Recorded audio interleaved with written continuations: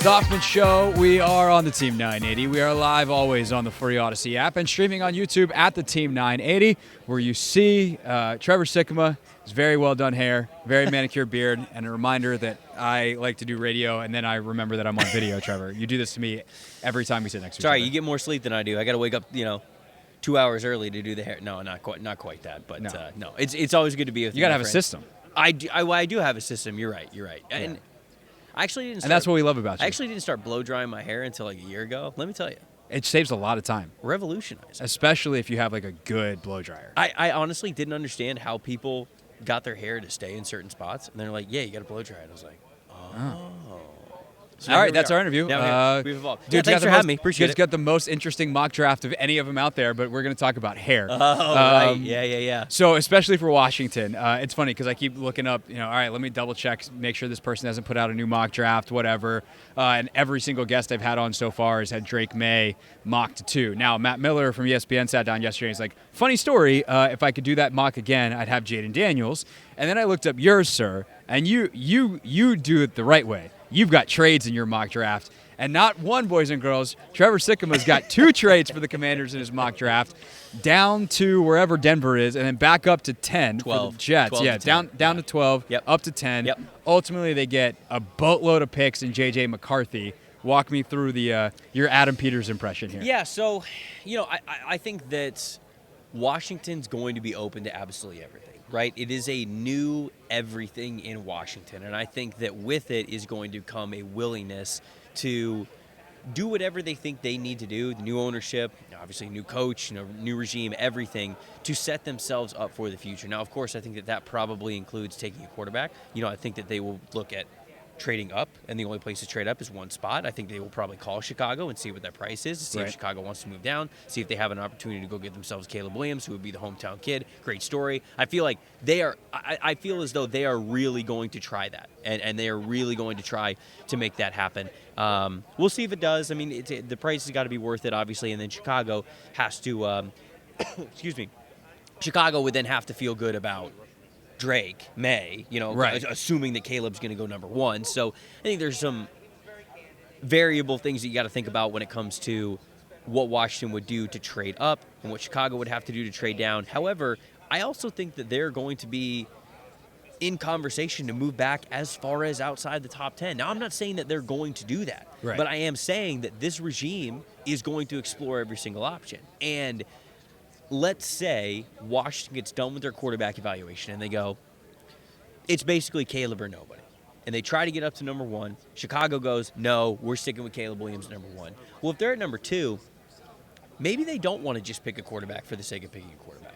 Maybe instead, they'd rather look at a situation where they go, okay, let's pick another team that is very high on Jaden Daniels, very high on Drake Maye, and say, let's go get 2 first-round picks for the next 2 years and absolutely dominate the top 50 for the next 2-3 seasons. Right. And they could be in a situation where that's what I did in that mock draft. I explored a reality where Washington would be open to moving all the way down to 12 with Denver, because I think Denver is going to be one of those teams that's going to be very aggressive to go move up to go get one of those quarterbacks. Right. And Drake Maye could be that guy, absolutely. So they move back to Denver. They get 3 first-round picks for it, obviously 12 being one of them. And then I have them popping up and trading a little bit higher up to jump Minnesota at number 11 for JJ McCarthy, as JJ McCarthy is still there. So that was kind of my thought process there. Is I think I get some feedback from people that said, hey, if Washington's going to be in on the quarterback class and you're going to have them taking a quarterback at 10, why would they move out at 2? Well, that is my explanation to that is maybe they don't love the non-Caleb Williams It's actually options. about the draft capital. It's not about the quarterback. Correct. And so that is kind of the conversation that I wanted to start about how flexible I believe this new Commanders ownership regime, everything is going to be. Trevor Sikkema, Pro Football Focus, with us here on the Hoffman Show. So I actually really like this, and I realize that I feel like I'm in a safe space now to explore this thought process, because anytime you say, like, any kind of, like, basically I get the same feedback you do, right? Where it's like, just take the quarterback at 2. Why are you overthinking this? And they might. And you don't have the chance to be here very often. And I think I almost wonder if people are learning the wrong lessons from Mahomes, right? Which sounds crazy, because everyone's like, yeah, the lesson from Mahomes is you need a baller at quarterback. And I'm like, no, if that baller is Patrick Mahomes, you need Patrick Mahomes. But the level that you have to get to is he's one of one.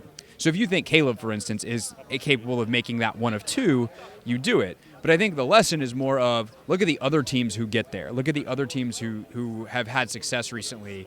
They have more well-rounded rosters. Pat erases so much that no other quarterback can. Right. And so I would rather have the multiple picks over multiple years here to build up the roster. It's a theory.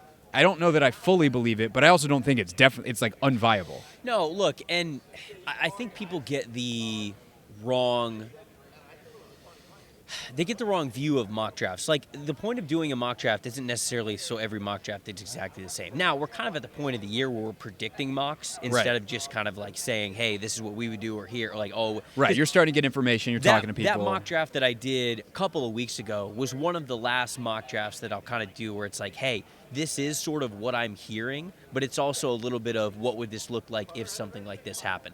A lot of mock drafts that I'll do from this point on will be kind of predicting what might end up happening. And I think to the people out there that might be listening to this, yes, it's more likely that if they want a quarterback, they're probably just going to stick it to and take whoever is at number 2. But to your point, if they don't believe that any of these guys are necessarily a Mahomes level, go build the roster the way that you need to, right? Especially with a lot of the turnover that they've had, the way that they handled the trade deadline, the things that they need to do to improve, I think, both trenches specifically. Yes. This is probably something that's going to take a little bit of time. And you've got a new coaching staff in there as well. They're going to want to get their new guys in there. The best way to do that is through the draft. And I think you can set yourself up for a great situation over the next couple of years to have a lot of top 50 picks and create that team and really start that winning window probably in the beginning stages of 2025, 2026, and only getting better and more open from that. And to be clear, in the trades that Trevor pulled off, he was negotiating with himself. Great job by you, by the way. I appreciate it. It was tough. You modeled that trade down to 12, the initial trade, the first of the two, after one that Adam Peters was involved in, the Trey Lance trade. Yes. And the Niners traded up with the Dolphins, however many years ago that was, to get to 3 and ultimately took Lance. Obviously, that didn't work out, except for they made the Super Bowl anyway because they built out the roster, so, who knows. The paths are not straight this time of year, yes. Nor will they be for the next couple of years. Let's talk about the players themselves then that we're talking about here then. Let's double-click on McCarthy. Where are you at with him? Where do you rank him, and what's the gap? Assuming that he's QB4, that's you mocked him 4th. Right. How big is the gap for you between him and Daniels at 3? Yeah, I have JJ McCarthy at QB4, and I'll be honest, I liked McCarthy a lot more than I thought I was going to. I watched him. That seems to be the consensus of guys that are watching film on him. This past summer for summer scouting, and I was like, man, this guy is far from what you need him to be an NFL quarterback. In 2022, his first year as a starter, it was kind of the same story. Like, Michigan doesn't really demand a lot of him. They didn't do that this year. They didn't do that last year. But even last year, the pocket presence was not great. He did not have a good feel for pressure. He was falling for all sorts of sim pressures, really didn't identify things post-snap. He was late to get to his reads. And so 2022, I was like, man, this guy is pretty far away from being an NFL quarterback. This year, all of those things got better. Now, not to say that they were perfect, but when all of those things improved the way that we saw from him this year, plus a lot more confidence as well, that makes me think, all right, you're one of the younger prospects in this class. You have 2 years of starting experience for a heralded quarterback coach in Jim Harbaugh. You understand a baseline of what it takes to run an offense that looks like an NFL offense. We can build off of that. And that makes me think this is a guy that you take in the first round. When you take into account the arm talent that he has, it's not like a crazy elite arm, but it's a good arm. As long as he can get bigger and stronger, I think the arm can get a little bit faster, a little bit more powerful. He's got that added mobility to him. So I like JJ McCarthy a decent amount. He is somebody that I would absolutely take. I would be comfortable with him at the back end of the first round, but we know that that's not how the NFL works. Right. You need a quarterback. You're probably going to take one. The teams need a quarterback. Guess where they pick? In the top 15. So I think he'll probably end up going top 15 when it is all said and done. And I do like that investment. I really do. So, look, if you got to plop him in there week 1 and start him in the NFL, yeah, he's probably going to struggle. He's just not used to being that commanding presence of an offense where Michigan didn't ask him to throw the ball a ton. They just asked him to be a really good game manager. And I know game manager, people hate that word. Like, people think that means that you can't play, but that's just they won a title. He managed just fine. And I think that his arm is more capable of being that potential takeover type of passer in certain situations when you need him to be. Maybe not week 1 of his rookie year, but I think that he can get there. So, when it comes to the gap between him and Daniels or Maye, when I went through film, it's very clear to me that Caleb is tier 1. He is the number 1 quarterback in this class.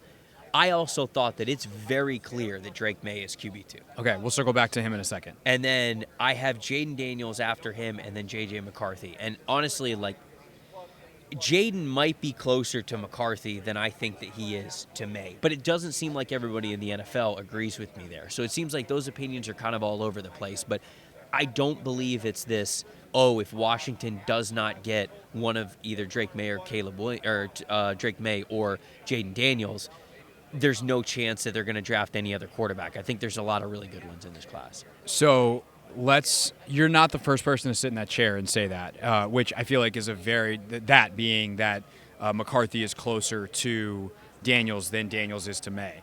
That Drake really seems to have buffered himself number 2. He's behind Caleb, but he is definitively ahead of Jaden. And there was a lot of Jaden Daniels momentum building there for a couple weeks after the season. And it made sense. Like, he was the Heisman Trophy winner. He was awesome to close out the year. And, like, frankly, his tape there's really good stuff on it. Like, yes. He plays on time a lot. Like, he's decisive with the football. The running stuff is insane. You're talking Maye or you're talking Daniels? Daniels. Yeah. Like, the deep ball stuff. He's the best deep ball thrower in the class. And that stuff he has is some good guys to throw to. Yeah. He has some good guys certainly. to throw to. But, like, there's times those dudes are running wide open and he hits them in stride. Yeah. And, like, that's all you can ask for on those throws. Won't take it away from him for sure. So, like, there's that on tape, but then there's the stuff that Drake has on tape, which is equally as good. And there's some bad stuff with him, but there's some bad stuff with Daniels too.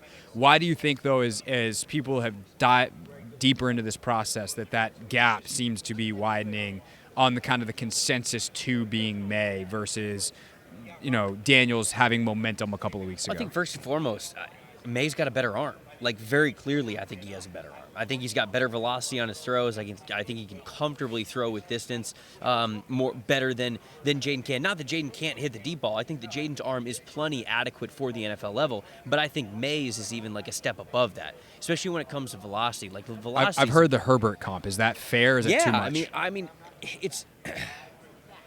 Because Herbert will throw darts through people. It's hard to say that right now because Herbert is viewed as a top 5 quarterback in the league. And so there are things that Maye has to improve upon. I think that he's way too inconsistent. But if you go back to what Justin Herbert was coming out of Oregon, I think it's fair to comp what Drake Maye is right now versus what Justin Herbert was and in terms of arm talent, he's there? Yes. Okay. I think that Herbert's arm is probably a little bit better, but I do think that Maye has a fantastic arm, specifically when it comes to a lot of the tight window throws from 10 to 19 yards, that intermediate part of the field.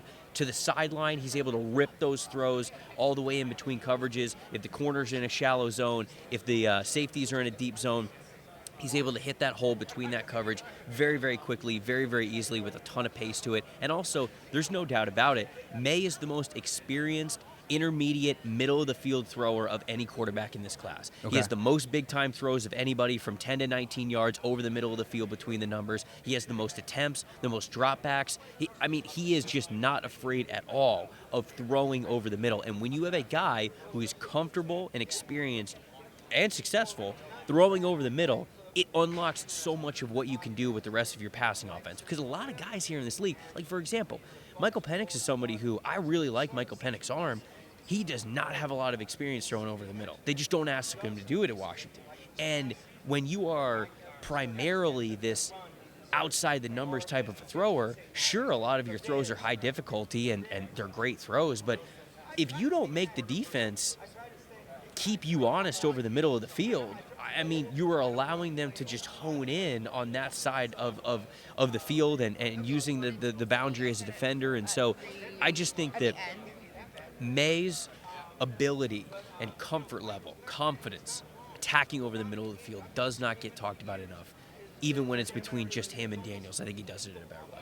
If you were to pick someone else in the quarterback room with a Drake Maye, let's say it's Washington, How much would you value like going and signing a veteran? Because this gets into the other, I think, interesting discussion of the week here of like, what do you do with Howell? Right, you just have three quarterbacks in the room. Yeah. Do you trade him? Like whatever. Like one, do you need someone who can start week one because Drake isn't ready? Two, how much would you value? I know this might be hard for you because I don't think have had a chance to interview Drake Maye in a combine style or whatever interview, and this is something that they're going to have to get out of it. But like in terms of the projection, the best you can.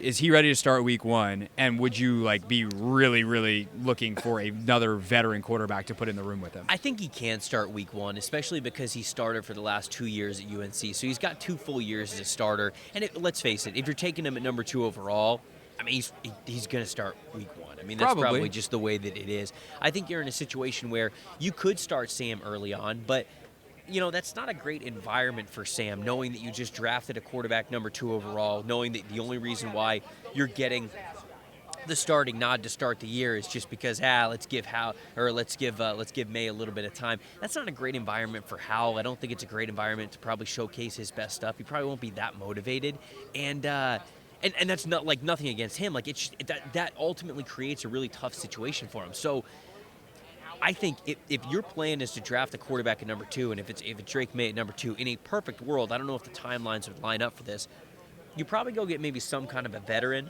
and then honestly, you probably try to trade Sam because he's coming off a year where if Washington didn't have the number 2 overall pick, let's say that they had a pick that was middle of the first round. You're probably rolling into next year with Sam Howell as your starting quarterback. Right, if he had played well enough that they were there, then yeah, that's the thing. He just was so, and I don't think this is all on him by any stretch. They were just so bad down the stretch that they played them way out of Sam into the number 2 pick. And I think that you can convince a team to give you a draft pick certainly higher than the one that it took you to draft him. Right. For a trade either before or after the draft. You know, a team that needs a quarterback that wasn't able to get one night 1 of draft night, you could probably trade Sam Howell to them for a fourth round pick, something like that from what he showed last year. And if you keep him and start him week 1 just to then give his job to May, I don't know if he'll play well enough to actually keep that trade value that high. Right, and what happens if he's good? Like that, and that's like a good problem to have, but that's a problem. Like if he goes out and plays well, it's like, and I just don't drafted think his kid number 2, and now I don't think they want that. Yeah, no, it seems like a less than a suboptimal situation. Yeah, which has kind of been the norm at quarterback, but we don't need to dig up old wounds. Trevor Sikkema, Pro Football Focus, with us for another few minutes here on the Hoffman Show. With a man of your deep draft knowledge, I'd be remiss if I did just talk quarterback in this number 2 pick. So the tackle class, what is the like if we're trying to make predictions of things that we think are 100% true right now, Washington has those top 5, or 5 top 100-ish picks. Yeah. Right?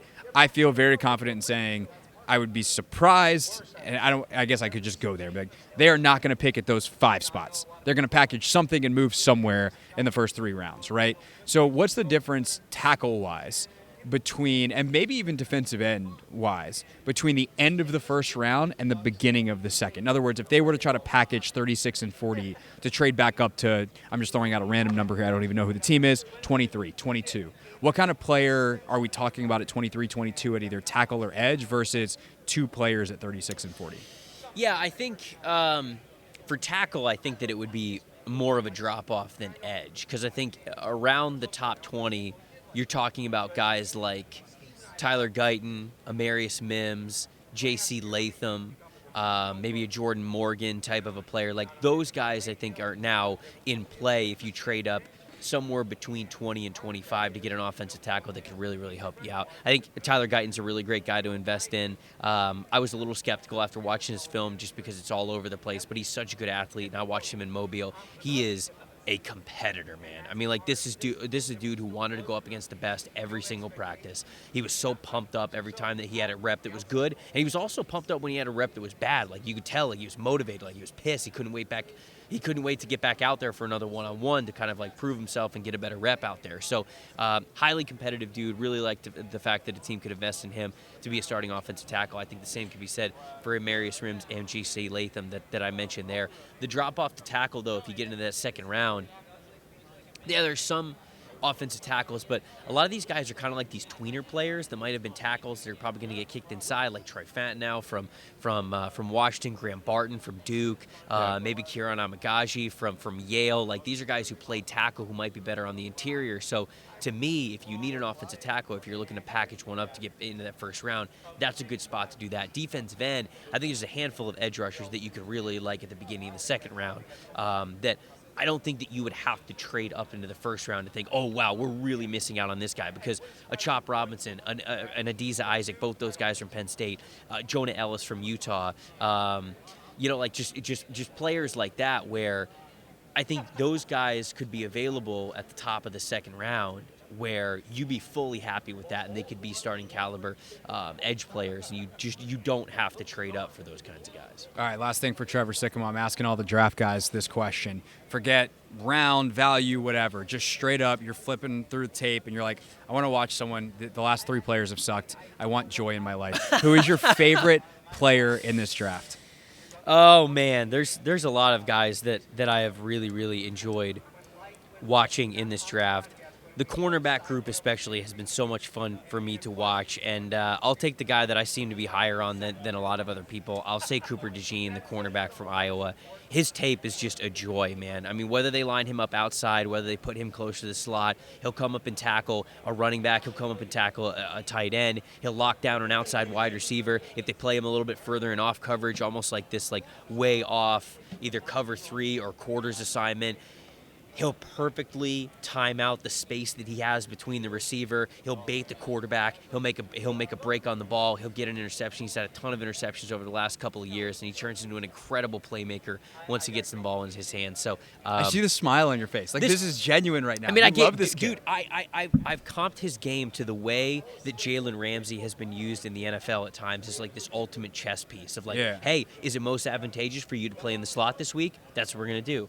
Is it most advantageous to play outside? Okay, there you go. Is it most advantageous for you to play on the back end and take away a lot of their deep shot stuff? Okay, there we go. And so it's like that kind of a football player gets me really, really excited. So I think DeJean is awesome. Unfortunately, he's not working out because of a leg injury that he suffered in the season. I think he'd be great here in Indianapolis. So we'll have to wait to see his athletic numbers at his pro day. But he's somebody who, the cornerback class has been great overall, but he is somebody who I watched, and I gave him a top 10 grade. He's a top 10 player for me, and somebody that I absolutely love. All right, that's Trevor Sikkema, Pro Football Focus. Of course, read him on PFF's website. He's all over their podcasts. And every once in a while, I look up and I see that beard and well-manicured hair on NFL Network, too. I appreciate getting TV stuff. It's always a good time. I love chopping it up with those guys. They're fantastic. They obviously cover the league so well, so it's always great to link up with them. Trevor Sikkema, everybody. More from Radio Row next here on The Hoffman Show. What's up, kiddos? It's your boy Clinton Yates from ESPN. It's The Hoffman Show on the Team 980. Tell your mama I said what's up.